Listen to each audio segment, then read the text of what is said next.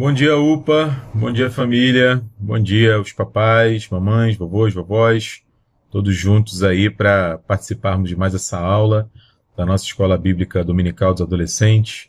Espero que vocês estejam bem. Deus os abençoe, que é Reverendo Diego, para a continuação da nossa temática sobre Posso Perguntar. É a revista que a gente tem trabalhado com os adolescentes nas últimas aulas. Tagore começou. Eu tenho continuado, daqui a pouco o Tagore volta. O tema que a gente vai trabalhar hoje é o tema de número 6. A ideia é a gente refletir sobre perguntas que podem surgir com os adolescentes e surgem, na verdade, na cabeça e na mente de todos nós. Na semana passada a gente falou bastante sobre santificação. Hoje a gente vai falar sobre um tema que é correlato com a santificação, ou seja, tem muita afinidade com a santificação, que é a pureza. O que a Bíblia fala quando está falando de pureza, quando chama a gente a viver uma vida pura diante de Deus? Ele propõe aí o Salmo 119, pega a sua revista, a minha é diferente porque é de professor, é igual o Tagore. Pega a sua revista, pega a sua Bíblia, pega o lápis, a caneta aí para a gente anotar algumas coisas, inclusive as dúvidas se surgirem, e manda para mim depois quando a gente estiver no WhatsApp, aqui mesmo no YouTube. Beleza? Então, Salmo 119, versículo 9, ele diz assim, o salmista diz assim: como pode o jovem manter pura a sua conduta, a sua caminhada, a sua história, o seu caminho? Ele mesmo responde, vivendo de acordo com a tua palavra. Vamos parar aqui rapidinho, orar, para começar a nossa aula agora que a gente já leu o texto. Senhor, obrigado por estarmos juntos, ainda que virtualmente. Obrigado pela tua palavra nas nossas mãos, porque nela encontramos, como acabamos de ler, caminho, passagem, horizonte para a nossa história. Abençoa esse tempo, abençoa os teus filhos, as tuas filhas que estão assistindo a aula. Ajuda a gente, Senhor, a compreender a tua vontade. Em nome de Jesus, amém.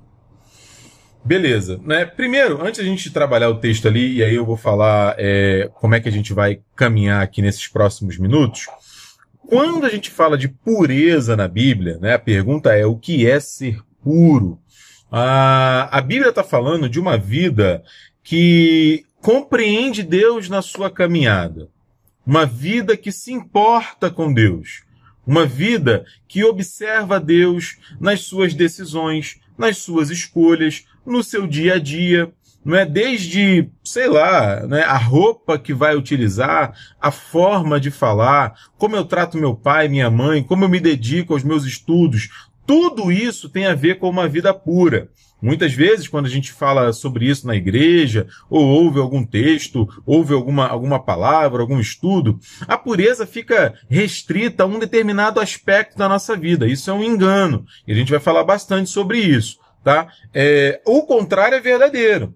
Uma vida, então, impura é uma vida que despreza Deus, despreza a palavra de Deus, despreza a vontade de Deus, É uma vida suja, uma vida manchada pelo pecado, pela maldade, por uma conduta que não agrada e que não glorifica a Deus de maneira nenhuma. Isso certamente não é o que a gente quer. Então a gente vai trabalhar aqui, vamos dar aqui 3 passos. O primeiro passo, eu vou fazer um comentário breve sobre cada um dos versículos propostos para a gente estudar durante a semana. Você está com a revista aí na mão, você já sabe, não é a primeira vez que a gente fala sobre isso, nem sobre esse aspecto da revista.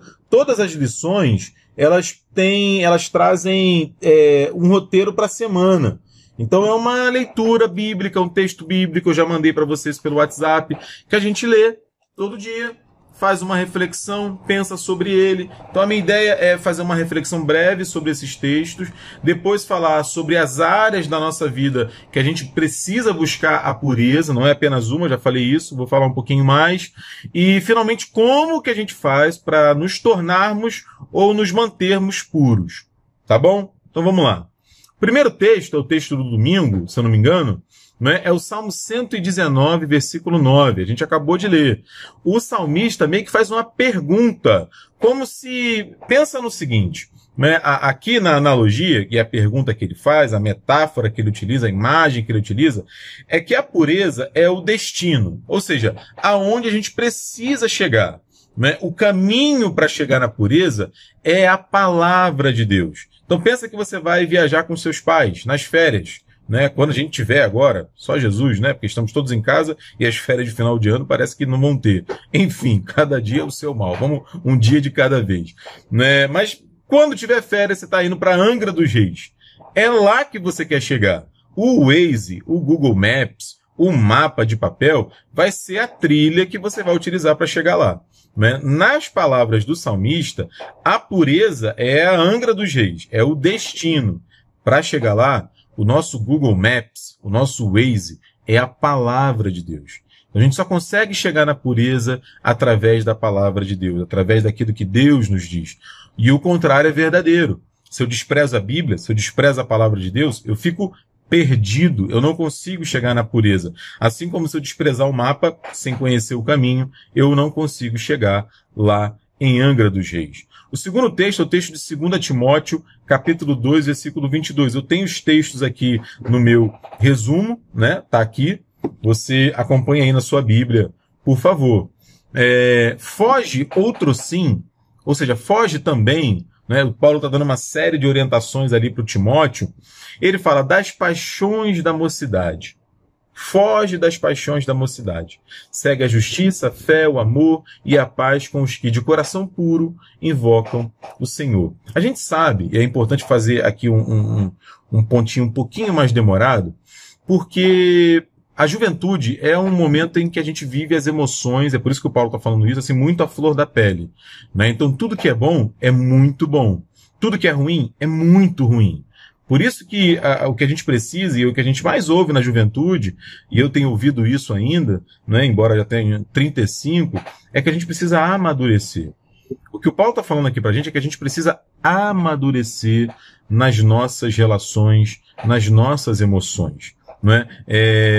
Para que a gente consiga vivê-las com fé, com amor, com esperança, em paz, à luz da vontade de Deus. Eu vou dar um exemplo aqui que é bem prosaico, né? Bem simples, bem cotidiano. Eu vivi isso na época da minha juventude, no ensino médio e tudo mais. Vamos supor que eu esteja apaixonado por uma menina. Estou lá apaixonado pela Maria. Maria é linda, acordo pensando na Maria, vou dormir pensando na Maria. O meu coração, a minha vontade, com a maturidade que eu tenho de jovem, é o que o Paulo está falando, o meu coração vai dizer, vai atrás dela.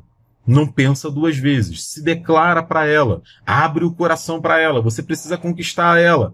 Né? Eu vou ficar com medo, vou ficar receoso, mas vou pensar nisso. Só tem um problema, na verdade dois. Né? Um é que ela tem namorado. Por um acaso, o namorado é meu amigo. Né? A gente estuda junto, nós somos da mesma sala. Todos nós temos 14 anos. E outra coisa, meu pai e minha mãe me disseram que agora não é hora de namorar. Agora não é hora de pensar nisso. Agora, para mim, é hora de estudar. Foi o que meu pai e minha mãe disseram para mim. Né? E aí o meu coração vai continuar me dizendo, não, olha só, não tem problema ela ter namorado, o namorado ser amigo, não, eles vão terminar a qualquer momento, e eu tô apaixonado, meu pai e minha mãe também, poxa, eles já foram jovens, já foram adolescentes, eles sabem como é que é, né? E tem mais, se eu não namorar em casa, se eu ficar só na rua, só na escola, se eles não souberem, não vai ter problema nenhum.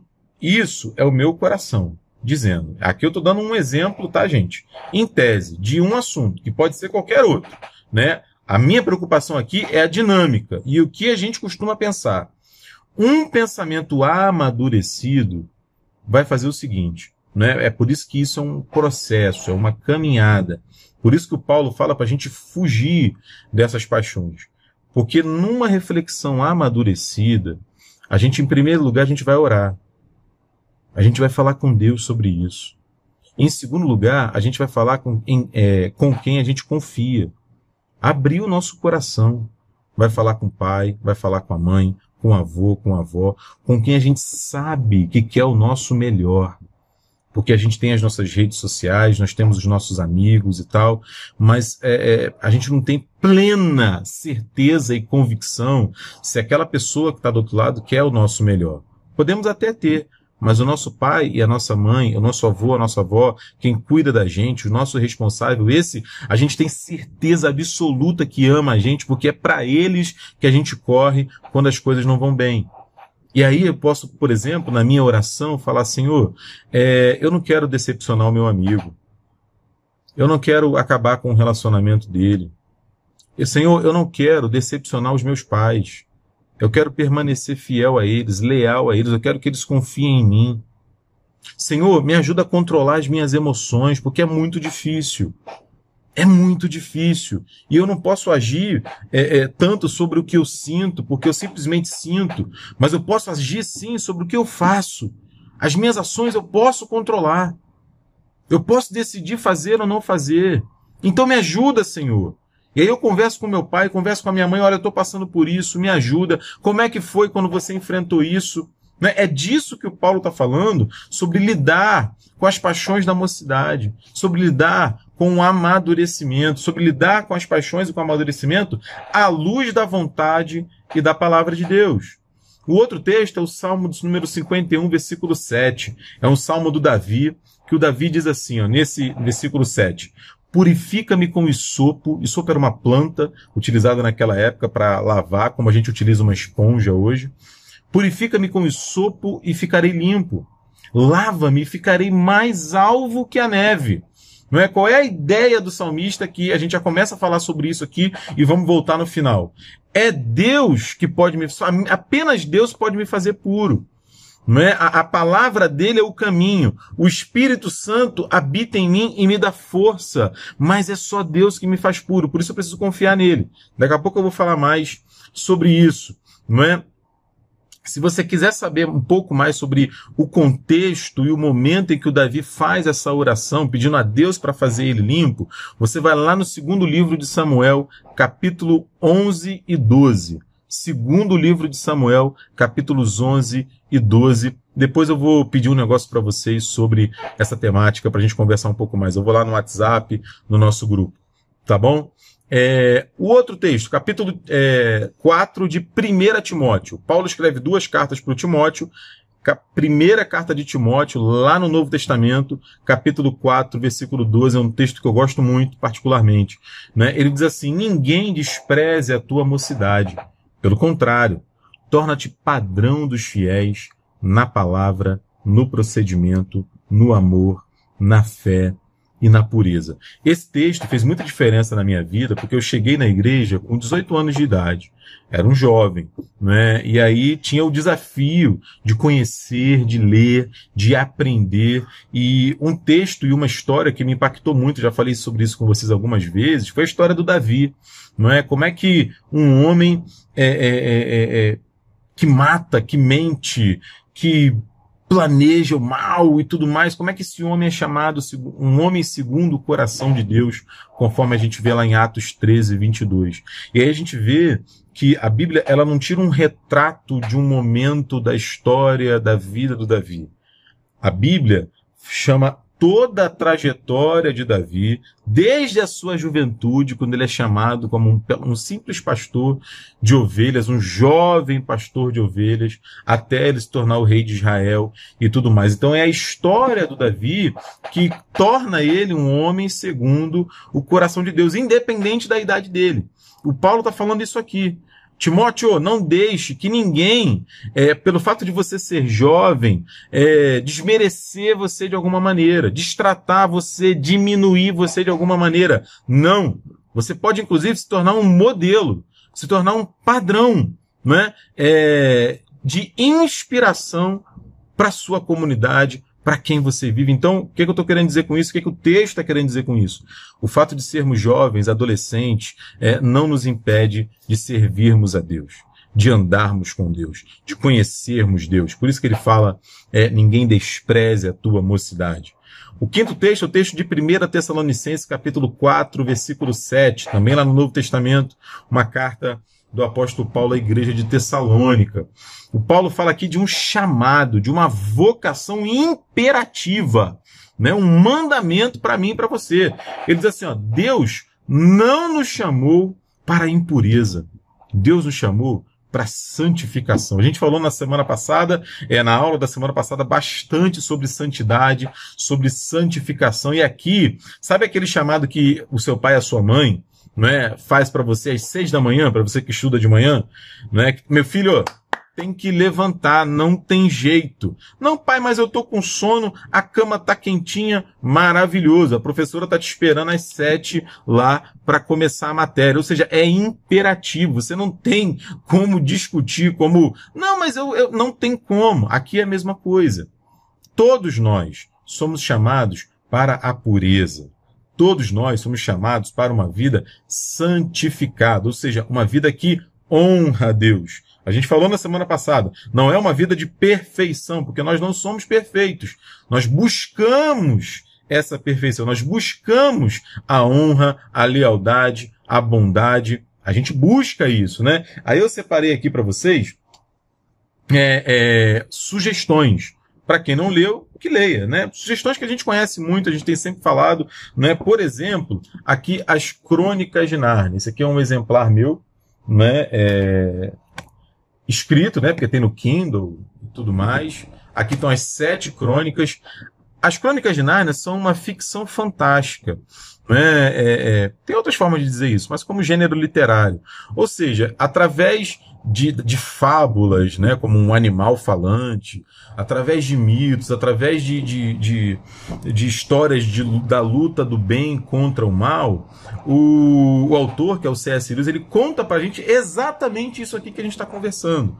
Não apenas por ser uma história com fundo cristão, que é o caso das Crônicas de Nárnia, mas se você pegar, por exemplo, o Harry Potter, né, esse aqui é meu exemplar do Cálice de Fogo, cada um dos filmes e toda a trajetória do Harry, você pega ali desde a Pedra Filosofal até as Relíquias da Morte, você vai perceber que é um crescimento, é um amadurecimento. Né? É uma experiência, é uma realidade do Harry, da Hermione, do Ron, lá na Pedra Filosofal, e é outra perspectiva lá nas Relíquias da Morte. Eles cresceram, eles amadureceram, eles passaram por um longo processo. Né? Por que eu estou dizendo isso? Porque quando Deus chama a gente, e de forma imperativa chama a gente para viver em santidade, em pureza, a gente pode cair no engano, né, reforçando a aula passada, de que isso se dá no passe de mágica. Não. Isso é uma caminhada, né? Pensa, por exemplo, num advogado, né? Na formação de um advogado, num músico, num jogador de videogame profissional, o cara que vai lá participar do campeonato de FIFA, de LoL, de Clash Royale, seja lá o que for. Para o camarada chegar naquele nível, ele passou por um processo. Muitas vezes um processo longo, um processo árduo. Pergunta aí para o seu pai, para sua mãe, na profissão dele, naquilo que ele faz. Como é que foi para ele chegar no estágio em que ele está hoje, né? De conhecimento, de técnica, de capacidade. Foi difícil, né? Mal comparando, ou bem comparando, é isso que a gente está falando quando a gente fala de pureza, de santificação. É uma caminhada, é um dia a dia, é um passo de cada vez. Até porque, por exemplo, pensando numa maratona, que é um outro exemplo, a maratona são 42 quilômetros. Mas ela começa com um passo. Ela começa com um passo. Como é que eu começo, então, a pureza? Vou chegar lá. Né? Vamos ler aqui o último versículo, que é o versículo de Tiago, capítulo 4, versículos de 7 a 8. Tiago 4, de 7 a 8, o Tiago diz assim: sujeitai-vos, portanto, a Deus, mas resisti ao diabo, e ele fugirá de vós. Chegai-vos a Deus, e ele se chegará a vós. Purificai as mãos, pecadores, e vós que sois de ânimo dobre, limpai o coração. Ânimo dobre é ânimo inconstante. Uma pessoa que você não pode confiar. Uma pessoa que uma hora pensa uma coisa, outra hora pensa outra. Né? O que o Tiago está fazendo aqui comigo e com você, né? Eu vi essa semana um filme com a dona Ana, que foi O Destino de uma Nação, que fala da história do Churchill, quando ele ascende como primeiro-ministro da Inglaterra durante a Segunda Guerra Mundial. E aí tem uma hora que o rei liga para ele e dá uma chamada nele, né? Chama a atenção dele, e aí ele fala: olha, eu acho que eu tomei um puxão de orelha real. Aqui é como se o Tiago estivesse dando um puxão de orelha na gente, chamando a nossa atenção, dizendo pra gente o seguinte: olha, o que a gente precisa é se sujeitar a Deus. Sujeitar é se render. É assumir que Deus tem a última palavra para a nossa vida.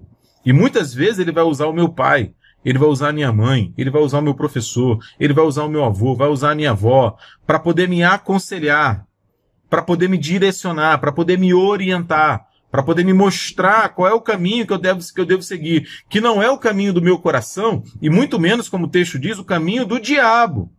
Porque o diabo, ele está ao nosso redor, ao nosso derredor, dizendo melhor, como diz o apóstolo Pedro. Né? O diabo, ele é nosso inimigo, ele quer o nosso mal. E todo dia, de alguma maneira, seja você adolescente, eu que sou adulto, mais velho, todo dia nós somos tentados de alguma maneira, ou pela maldade do nosso coração, dos nossos pensamentos, ou pelo mundo ao nosso redor, com tanta coisa boa que ele tem, que é maravilhoso, mas também com muita coisa ruim, ou o próprio Satanás. E aí a Bíblia fala que a gente precisa temer a Deus. E a gente teme a Deus ouvindo a palavra dele e obedecendo. Como eu falei lá no início, isso é uma vida de pureza. E aí, reforçando, indo para o segundo passo aí, já caminhando para o final, a gente pergunta, o que deve então ser purificado na minha vida? Ora, a minha vida inteira. A minha vida inteira. A gente tem aí na revista, né, algumas sugestões, por exemplo, né, o coração, e aí tem os textos para a gente relacionar, né, a nossa conduta, o nosso comportamento, a nossa mente, os nossos olhos, aquilo que a gente pensa, aquilo que a gente fala, a sabedoria da gente, as habilidades da gente, a nossa família, as intenções do nosso coração. É muito interessante esse texto lá de Mateus capítulo 5, versículos 27 a 30, quando o Jesus fala do nosso olho, que se a gente se escandaliza, ou ele escandaliza a gente tem que tirar o olho, tem que tirar o braço. A ideia ali não é que a gente tem que fazer isso literalmente, né, ficar cego ou tirar um braço. Não. A ideia é que a gente tem que examinar o nosso coração, cuidar do nosso coração para que a gente tenha uma vida pura. Eu já falei isso, a gente faz isso em oração, a gente faz isso lendo a Bíblia, a gente faz isso ouvindo os mais velhos, ouvindo em quem a gente confia e quem a gente sabe que nos ama. Né? Por que a nossa vida inteira precisa de pureza, não apenas uma área, seja o nosso corpo, a nossa sexualidade, a nossa mente, a nossa inteligência, a forma como a gente gasta o nosso dinheiro. Não, o nosso corpo todo. Pensa, por exemplo, num carro. Né? Você está andando no carro, todos os vidros do carro têm que estar limpos. Senão, se um vidro só estiver limpo apenas, só o vidro da frente, só o vidro do lado, como é que o motorista dirige? Ele pode até dirigir, mas vai dirigir muito mal e vai ser muito perigoso. Então, na nossa vida também, todas as áreas da nossa vida precisam estar puras, estar diante de Deus. Diego, fantástico isso, impressionante, maravilhoso, extraordinário esses versículos, né? Todas as áreas da minha vida, mas o negócio é o seguinte: como eu faço isso? Como eu me torno puro? E aí aqui a tentação é a gente dar uma miríade, ou seja, uma fila gigantesca de regra, de norma, de maneira, de dizer que você tem que fazer isso, tem que fazer aquilo, tem que não sei o que, tem que não sei o que lá. Não tem que nada. Não tem que nada. A rigor, se tivermos que falar que temos que fazer alguma coisa, uma delas apenas. Uma coisa apenas eu e você precisamos fazer para que a nossa vida seja pura, ou para que a gente volte a ser puro, para que a gente se mantenha puro. Nós precisamos confiar em Jesus Cristo. É isso que eu e você precisamos fazer. É disso que a nossa vida depende.